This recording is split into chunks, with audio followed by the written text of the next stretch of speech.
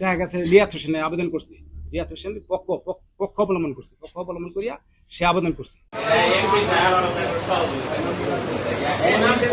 জি, আপনার যে বায়াদের সম্পত্তি দল্লাম অগর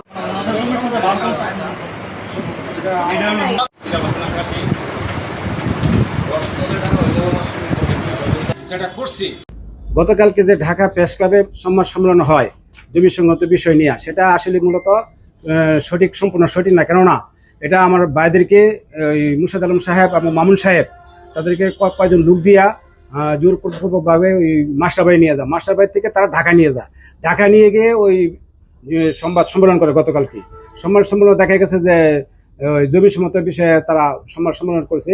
এই জমি সমতার বিষয়ে যে সংবাদ সম্মেলনটা করছে সেটি কোনোদিনও আমাদের এমপি মহোদয় সাহেব আমাদের জমি আসেও না এবং বুক দখল করতে আসেও না। এটা আমরা পূর্বকাল থেকেই বুক দখলকে আসতেছি শান্তিপ্রিয়ভাবে।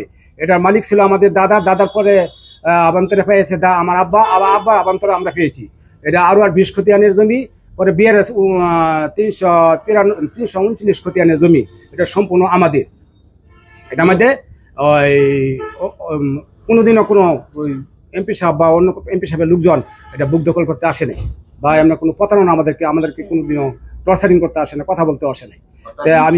আপনারা জমিটা বিক্রি করেন নাই? না, আমরা জমিটা বিক্রি করছি না, আমাদের জমি আমাদেরই আছে। কিন্তু এটা ওই যে অন্য লোক যারা আছে আজকে সম্পৃক্ত, এরা বাসিলে কয়েকজন লোক, যেমন শাকিল হোসেন ডালি, পিতা মুর্শেদ ডালি, আর ওই হেলালুদ্দিন ডালি, হেলালুদ্দিন শেখ, পিতা হইল ওই মুকবুল হোসেন শেখ।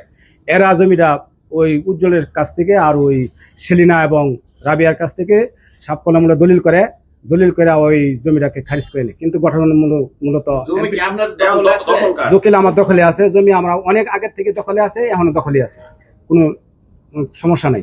এটাই মূলত প্রতারক চক্র এটা দলিল করে এটা বুঝাই দিয়ে দিছে। কিন্তু ঘটনা হইলো আসলে মূলত এমপি সাহেব না, আমরাও যাই না। আমরা গত শনিবার দিন যখন ঢাকা থেকে ওই যে প্রিমিয়ার ব্যাংকের থেকে যখন লোকজন ভিজিটে আসে, এটা লোনের জন্য আবেদন করেছে, লোনের জন্য যখন আসে তখন আমরা এটা খুঁজ পাইছি। লোনের জন্য আবেদন করছে ওই যে রিয়াত হোসেন মানে শাকিল ডালি।